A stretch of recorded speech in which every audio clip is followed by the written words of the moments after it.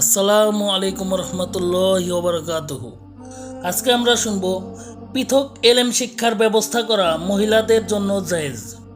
হযরত আবু সাঈদ খুদরি রাদিয়াল্লাহু তাআলা আনহু হতে বর্ণিত, তিনি বলেন, একবার মহিলাগণ নবী করিম সাল্লাল্লাহু আলাইহি সাল্লামের কাছে আপত্তি করল, আমরা পুরুষদের জন্য আপনার দরবারে হাজির হতে পারি না, অতএব আপনি শুধু আমাদের জন্য একটি দিন নির্ধারণ করে দিন। অতঃপর রাসূল পাক সাল্লাল্লাহু আলাইহি সাল্লাম খাসভাবে তাদের জন্য একটি দিনের ওয়াদা করলেন।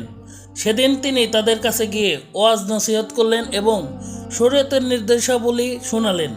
তাদেরকে রাসূল পাক সাল্লাল্লাহু আলাইহি সাল্লাম যেসব নসিহত শোনালেন তার মধ্যে একটি নসিহত ছিল, তোমাদের মধ্যে কোনো মহিলার যদি 3টি সন্তানই শৈশবকালে মারা যায়, তাহলে উক্ত সন্তান তার জন্য দোজখের আযাব থেকে রক্ষা করার ঢাল স্বরূপ হবে। এক মহিলা প্রশ্ন করলেন, যদি 2 সন্তান মারা যায়? উত্তরে রাসূল পাক সাল্লাল্লাহু আলাইহি সাল্লাম বললেন, 2 সন্তান মারা গেলেও